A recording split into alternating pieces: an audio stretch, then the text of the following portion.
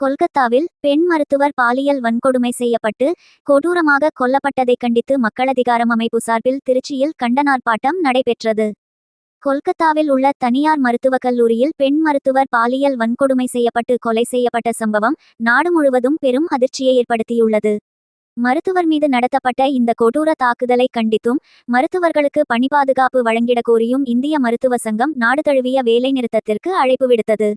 தொடர்ந்து இந்தியா முழுவதும் மருத்துவர்கள், பல்வேறு அரசியல் கட்சியினர், ஜனநாயக அமைப்பினர் தொடர்ந்து ஆர்ப்பாட்டம் உள்ளிட்ட பல்வேறு போராட்டங்களை நடத்தி வருகின்றனர். இதனொரு பகுதியாக இன்று மாலை திருச்சி மத்திய பேருந்து நிலையம், பெரியார் சிலை அருகில் மக்கள் அதிகாரம் அமைப்பின் சார்பில் மாவட்ட செயலாளர் செழியன் தலைமையில் கண்டனார்ப்பாட்டம் நடைபெற்றது.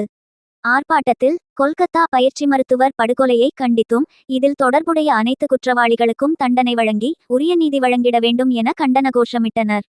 ஆர்ப்பாட்டத்தில் மக்கள் கலை இலக்கிய கழகத்தின் கோவன், ஜீவா, லதா, சமூகநல அமைப்பைச் சேர்ந்த சம்சுதீன், ரவிக்குமார் உட்பட ஏராளமானோர் கலந்து கொண்டனர்.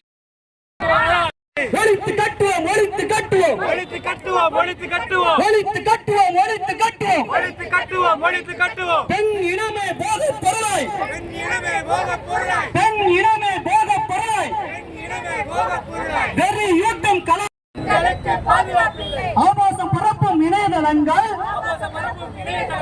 பாலியல் வெளியேற்றம் திரைப்படங்கள், பெண்கள் வாழ தகுதி இல்லாத நாடாக இந்தியா,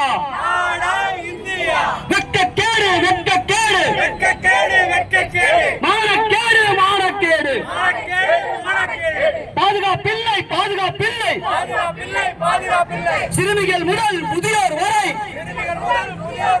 பெண்கள் எவருக்கும் பாதுகாப்பில்லை.